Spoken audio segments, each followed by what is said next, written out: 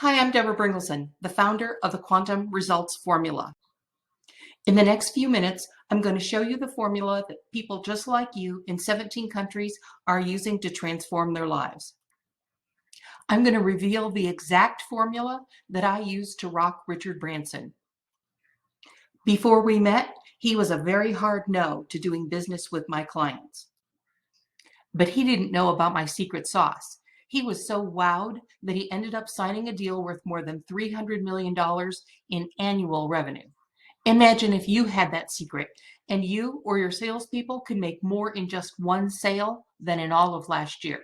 Thursday morning, I woke up and everything felt different. And all of a sudden, it's like, I got to call Deborah. I think I actually shifted Lifeline. A few hours later on Thursday, I made the biggest art sale of my life. I think I sold as much art in 2 hours as I did all of last year together. What if you could break the false ceiling you have on your income and your life and make so much money that to celebrate you rent a private island in Belize with a private chef? You're probably living smaller than you think. Nothing's not possible. Anything's possible, whether it's a business goal, whether it's a personal goal, whether it's renting a private island. One of the things that we were able to do is confidently more than double our prices. Do I want to go from making 10K a month to 100K a month to $1 million a month? This stuff really works. Deborah just shifted me. To learn how to do it yourself, stick around because today I'm going to reveal all of that and so much more. Hello, everybody. Welcome. My name is Amanda Holmes, CEO of Chet Holmes International, and what we have for you today is so special. Over the next 3 videos, I have been wanting to explain, share, and tell you everything from this story over the last 3 years, and it is finally here. It is finally here.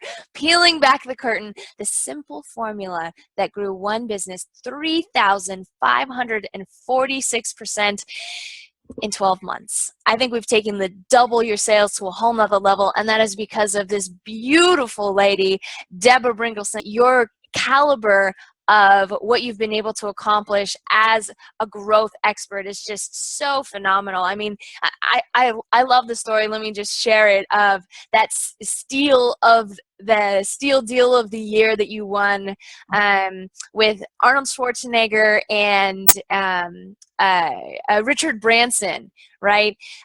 So she managed to win an award for the deal that never should have happened between those two amazing individuals, and that just kind of sets the stage for everything you've done. You know, the 3-time honoree of the most influential women in business, working with congressmen, working with US presidents, working with Fortune 500 CEOs, Fortune 1000 CEOs, and it comes back down to the fact that I working with you, I just love the caliber of genuine integrity and thinking about the client, thinking about the prospect, always looking out and seeing what value can I bring in. And because of that law of reciprocity, I've found that the results that you get are just unreal. And we're about to share that with everyone today. So, yeah. Oh, sorry about that. Yes. Go ahead. No, what were you going to say? I was just going to say thank you. Thank you for having me here. It's really exciting to be here, and I think you're absolutely right. When you stop thinking about yourself and stop thinking about selling and really focus all of your energies on the client, which is the core philosophy, that's when you get those kinds of results. Yeah. Today we're going to cover how you are letting 90% of your revenue slip through your fingers. And we really want to just open up your minds to the possibility of what can happen when you focus on your clients as opposed to selling. So, Deborah, why don't you tell us a little bit about the buyer's pyramid? So when I first started working, I guess let's start. We're going to, over the next 3 videos, we're going to talk about how you redefine your prospects, your market, and set yourself up for that kind of exponential growth that many of our clients experience. And to make it easy so everybody can follow along, what we're going to do is we're going to use a case study of one of our clients who was making $0 for an entire 12-month period. When we first met the CEO of this company, Nadia, her company had made literally no revenue for a year. I mean, can you imagine the stress of that? And through redefining her market, which we're going to talk about right now, and implementing a really cool strategy, actually it's one of my very favorite, on owning your market, she was able to grow her revenue 3,546% in just 12 months. And so one of the first things that we did, and one of the things that we do with all of our clients that we work with, is we help them redefine their market. So when I first met Nadia, she was selling homes. She was a real estate developer and selling homes. And she was doing it in the traditional way, you know, look at our granite and look at our lighting and let's show you our home. And what we did was, because nobody was interested in buying, we wanted to know why. What were they interested in? So we hired Empire Research Group, which one of my very favorite divisions of Chet Holmes International is Empire, and they do an amazing job. And what they did is they researched our ideal buyers. And what we found was our ideal buyers were not interested in buying houses, which was a problem for us. But one of the things that they discovered was that this population, our ideal buyers, were at a higher than average risk for diabetes, heart disease, other stress-related illnesses, and their children were at a higher risk for teen drug use.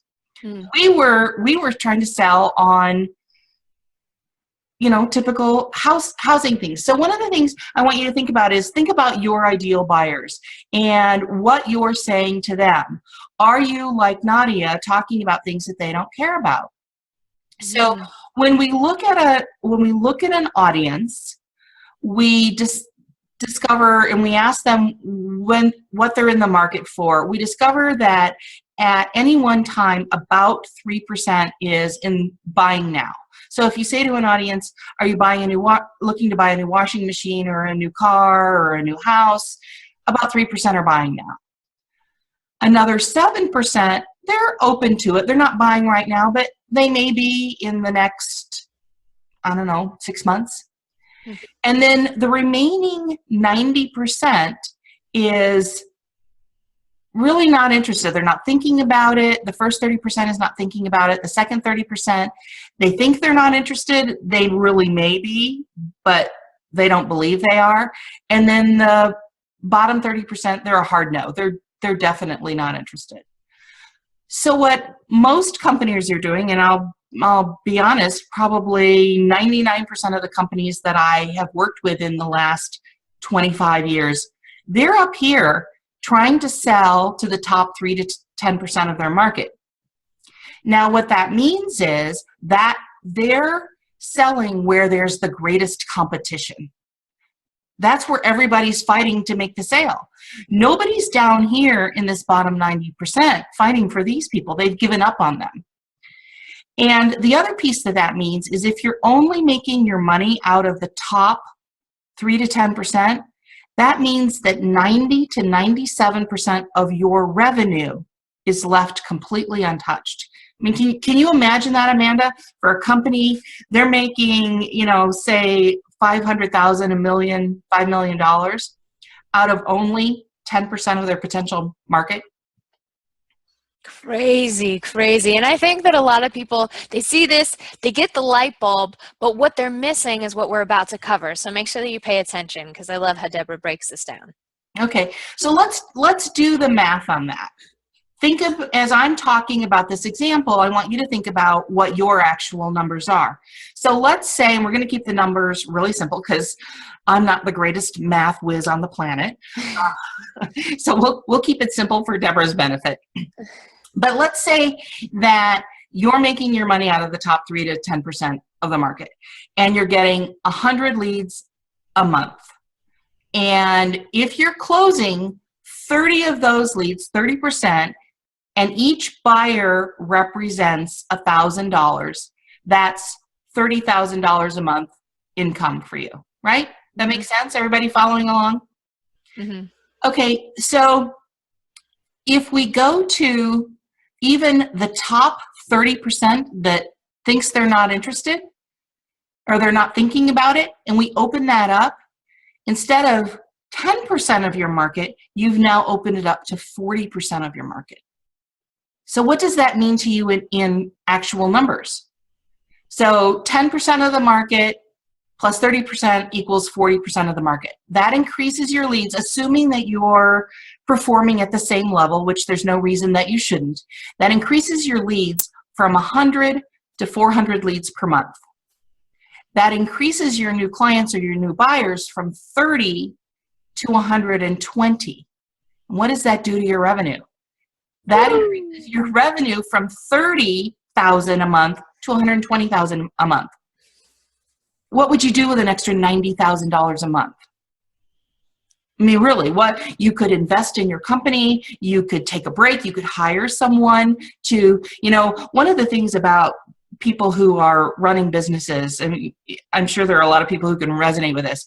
I'm going to start a business because I don't want to work for anyone else. And they end up working harder for their business because they're not able to grow it at a rate that allows them to get out from underneath it. So with an extra $90,000 a month, who could you hire to do some of the things that A, you don't like or you don't want to do, and B, aren't in your area of genius? We all have areas of genius. We all have superpowers that we're really great at. But so many of us who are running companies are doing so many things that we're not able to focus on our superpowers. Yeah. And we're not happy. We're Yeah. stressed. Yeah, I got to interject here. I mean, we know statistically that 86% of business owners would love to sell their companies, and yet 76% of businesses never get sold. So there's something to be said about, okay, I'm going to start this business. I have this dream. I'm going to grow it, and then I'm going to sell it off. And yet you just end up creating a job instead of creating a business. That's a huge thing that we teach here, even so we grow your leads, okay, and then you start converting more and you're closing more sales. Can you handle that? Could you handle that kind of growth right now? That's a good problem to have. That's pretty awesome. Yeah. Okay, Deborah, keep going.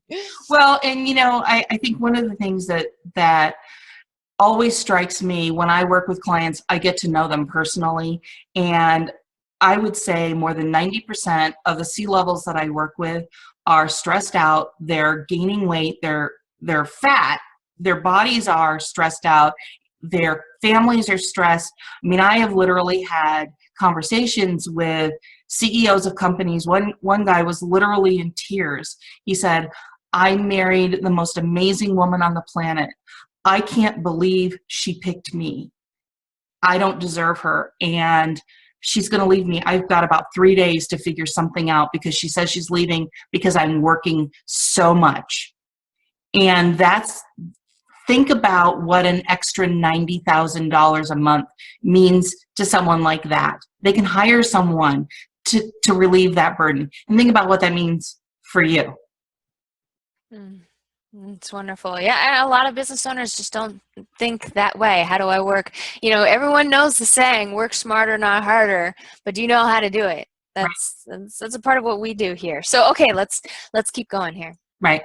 So, and just to kind of wrap that up, that's you take your yearly income just with that one little simple thing. You take your yearly income from $360,000 a year to almost $1.5 million. Wow.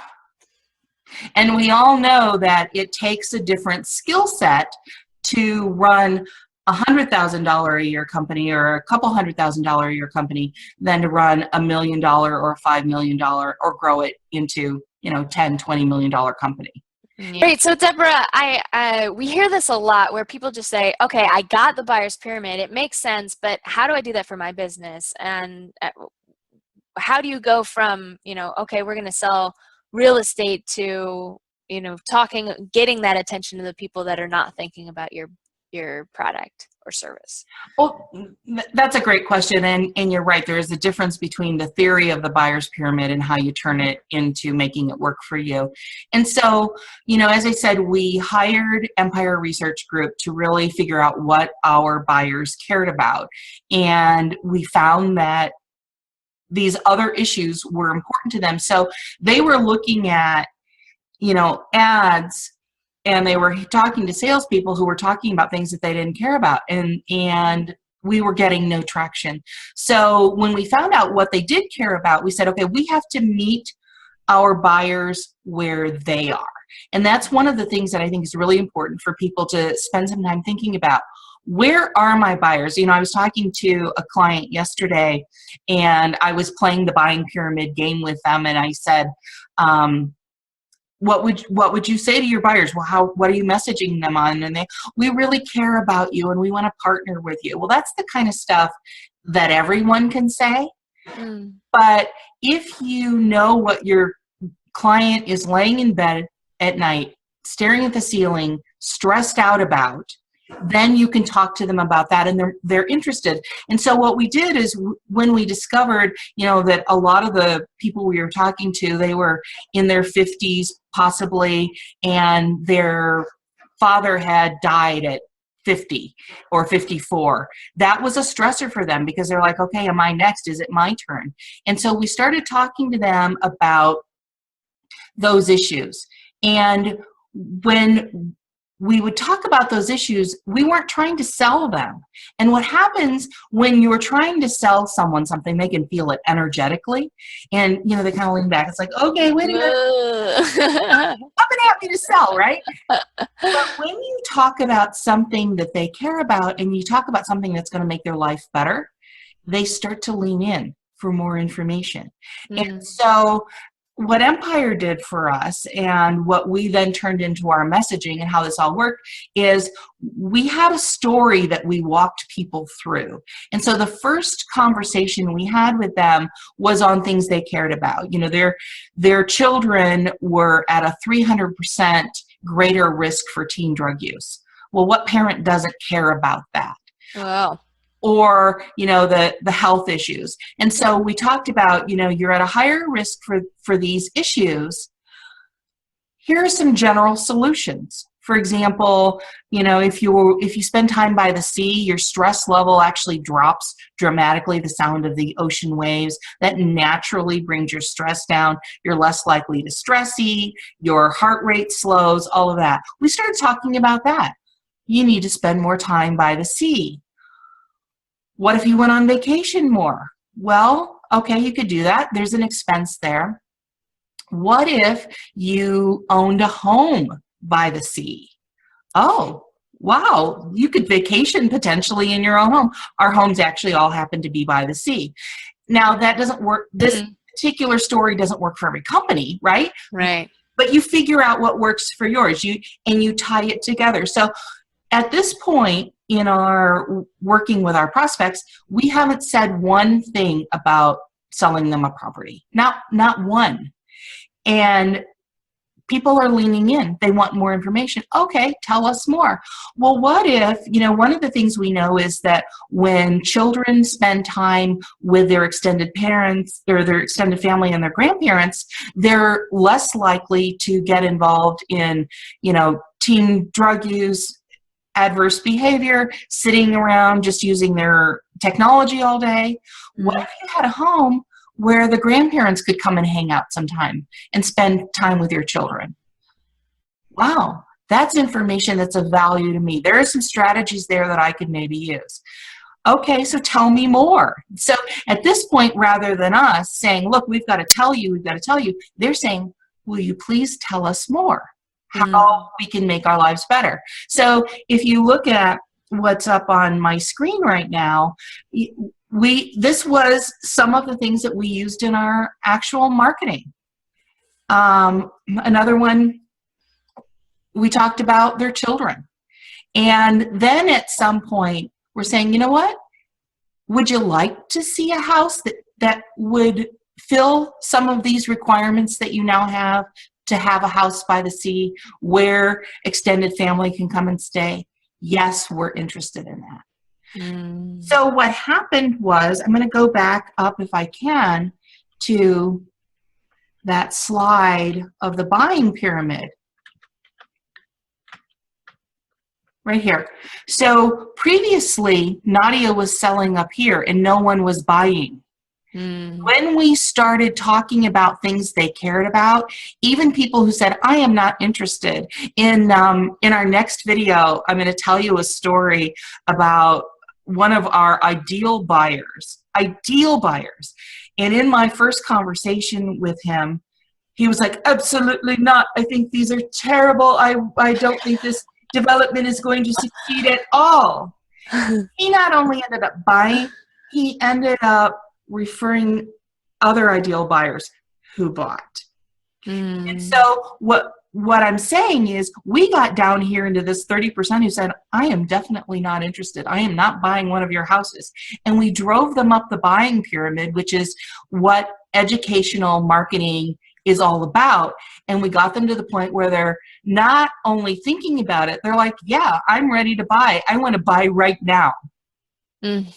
Beautiful. Well, like you said in that next video, I make sure you stay tuned and check your inbox for that, because when it comes in, we're really going to cover the granular pieces, you know, okay, and I hear this, you know, day in, day out, that buyer's pyramid, wow, I really get it, the core story approach, education-based marketing, yes, but how does it work for me? How does it work when I've found some research that works? How does it work when I think I've created a story? What are the actual deliverables? What are the scripts? What, you know, do you have ways that can walk me through it? And we do. So that'll be coming shortly, yeah. Yeah, and you know, I think that's one of the things that's really important for people to understand, is having all of the data is really important, but understanding how to deploy, that's where you really get success. It's sort of like, you know, people who will buy a new treadmill, you know, January 1st, I'm going to buy a new treadmill and I'm going to get in shape and it's going to be wonderful. But if you don't plug it in or don't know how to use it, it's not going to work for you. And so that's one of the things that I really want to share in video 2 and 3 is, how do you take all of that great stuff and actually deploy it and make it work for you? Yeah, and especially video 3, right? I think that might be my most exciting one. So what you see on the screen now, it's kind of the blueprint that Nadia used to get to that, you know, 3,546% growth, which, you know, sometimes I don't tell people the number of how much that actually meant in dollars, because it blows people's minds and it scares them a little bit. But that translated into $602 million for her in 12 months. And so these are some of the things that we're going to cover in the next couple of videos, you know, how to have superstars, how to create that intentional culture and all that strategic growth, and how to implement the educational marketing. And then we're also, maybe Amanda, we can share with them at some point a little surprise that we have on how they can get the exact same information and strategies that Nadia got. Yeah. For what was it, a quarter, not even a quarter of a percentage of the cost? Right. Like a fraction of the cost. Yeah, I think 0.13%.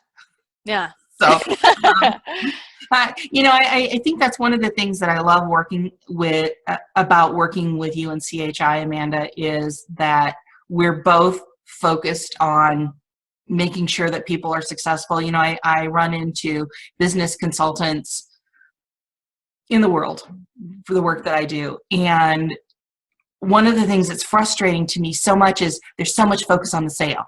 How do I get the sale? How do I get the sale? How do I make them buy? And it's not about the sale. It's about making the clients successful and helping them achieve their dreams. And so I'm excited about this. Thank you, Deborah. So for all of you that are starting to get your brains working on this, Deborah, do you have any, here's a piece of homework before we start the next video and some things that you can write down in the comments box? So I have some homework for everyone before we get to the next video. Everybody up for a little bit of homework? One of the things I really want you to do is I want you to think about maybe 5 of your current ideal clients. Who do you love working with? They pay on time, they're easy to work with, they take what you give them and they use it, they implement it, whatever it is, whether you're, doing website design or SEO or selling widgets, whatever it is, make a list of who your 5 ideal clients are. And then think about them and maybe even ask them or do a quick little survey, like on SurveyMonkey or something. You can do it for free. Do a quick little survey. 2 or 3 questions at the most. Don't make it 20. They won't respond. What are the biggest stressors in your life?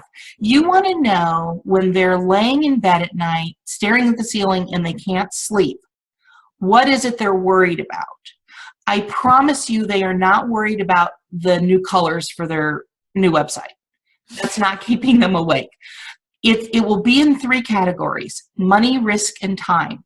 They're not making enough money to have the life that they want or to invest in the company. They have risk for some reason. Their insurance rates are going up. Their workers' comp rates are going up. They have accidents in the shop, whatever it might be, risk for them. Or time. Remember I told you about the CEO who was literally in tears because he was working so much, his wife was going to leave him. They're stressed about that. So think about what's keeping your ideal buyers awake at night. And in the next video, we're going to talk about, in a meaningful way, how you take that information, translate it into your messaging to your prospects so you get more of those ideal buyers. Yeah. And I do want to add to this, Deborah, really put yourself in their shoes. Forget what you sell. Forget what your product or service is, because sometimes they do this exercise with businesses and they say, yeah, they're thinking about whether they should use this kind of copper in their steel screws or that kind of copper. I'm like, no, they're not thinking about that. Forget what you sell. Just put yourself in their shoes wholly, fully. Stay tuned. We'll see you in the next video.